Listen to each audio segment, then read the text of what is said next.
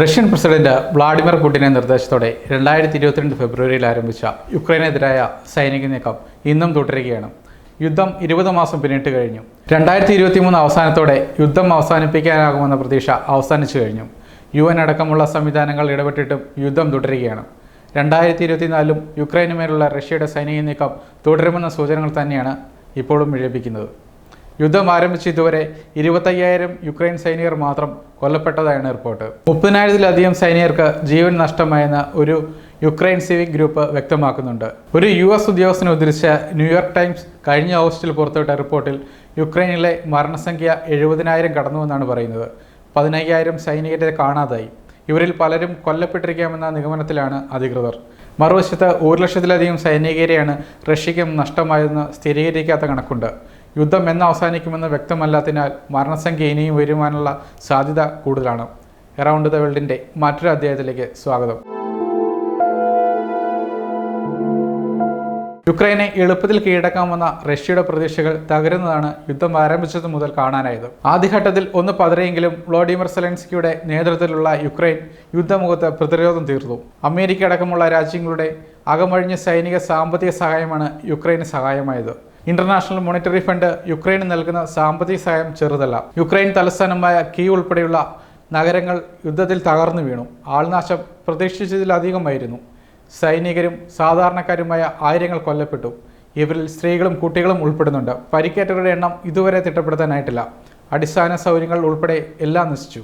ബോംബാക്രമണത്തിലും ഷെല്ലാക്രമണത്തിലും സ്കൂളുകളും ആശുപത്രികളും തകർക്കപ്പെട്ടു. വീടുകൾ നിലംപൊത്തി. ലൈംഗിക അതിക്രമങ്ങൾക്ക് ഇരയായവരും നിരവധിയാണ്. ഒന്നുകിൽ യുക്രൈനെ പൂർണ്ണമായി നിയന്ത്രണത്തിലാക്കുക, അല്ലെങ്കിൽ വ്ളാഡിമിർ സെലൻസ്കിയെ പുറത്താക്കി തങ്ങൾക്ക് അനുകൂലമായ സർക്കാരിനെ യുക്രൈനിൽ പ്രതിഷ്ഠിക്കുക എന്നതായിരുന്നു റഷ്യ യുദ്ധം കൊണ്ട് പദ്ധതിയിട്ടത്. പഴയ സോവിയറ്റ് യൂണിയന്റെ പ്രതാപവും കരുത്തും ഈ നീക്കത്തിലൂടെ സ്വന്തമാക്കാനാകുമെന്ന് റഷ്യ കരുതി. യുദ്ധത്തിൽ വിജയിച്ചാൽ ആഗോളതലത്തിൽ റഷ്യയ്ക്ക് കരുത്താകുമെന്ന് പുടിൻ വിശ്വസിച്ചു. എന്നാൽ പ്രതീക്ഷിക്കാത്ത തിരിച്ചടിയാണ് റഷ്യൻ സൈന്യത്തിന് ലഭിച്ചത്. ലക്ഷക്കണക്കിന് സൈനികരെയാണ് വ്ളാഡിമിർ പുടിന് നഷ്ടമായത്. ലോകരാജ്യങ്ങളുടെ എതിർപ്പ് ശക്തമായതോടെ ഉപരോധമടക്കമുള്ള പ്രതിസന്ധികൾ റഷ്യയ്ക്ക് നേരിടേണ്ടി വന്നു. യുദ്ധത്തിൻ്റെ ആദ്യഘട്ടത്തിൽ പിടിച്ചെടുത്ത പല പ്രദേശങ്ങളും റഷ്യയ്ക്ക് ഇന്ന് നഷ്ടമായി. യുക്രൈനെ ആക്രമിക്കാനും തങ്ങളുടെ കാൽക്കീഴിലാക്കാനും റഷ്യയെ പ്രേരിപ്പിച്ച പഴയ സോവിയറ്റ് യൂണിയൻ്റെ പ്രതാപത്തിലേക്ക് എത്തിയെന്ന മോഹം മാത്രമായിരുന്നില്ല. അതിർത്തിയോട് ചേർന്നുള്ള രാജ്യങ്ങളിൽ പല വിധത്തിലുള്ള സ്വാധീനം ചെലുത്താൻ റഷ്യ എക്കാലത്തും ശ്രദ്ധ കാണിച്ചിരുന്നു. ആ രാജ്യങ്ങളിലെ ഭരണകൂടത്തെ പോലും നിയന്ത്രിക്കുന്നത് റഷ്യയാണ്. അവർക്ക് സാമ്പത്തിക സൈനിക സഹായങ്ങൾ നൽകുകയും ചെയ്യും. എതിർക്കുന്നവരെ തങ്ങളുടെ പരിധിയിലേക്ക് എത്തിക്കുകയും ചെയ്യും. 2014 യുക്രൈന് ഭാഗമായ ക്രിമിയ പിടിച്ചെടുത്തത് ഇതിനുദാഹരണമാണ്. എന്നാൽ കഴിഞ്ഞ കുറച്ചു കാലമായി യുക്രൈൻ തങ്ങളുടെ സ്വാധീന വലയത്തിൽ നിന്ന് പുറത്തു കടത്തുന്നതായി റഷ്യ തിരിച്ചറിഞ്ഞു.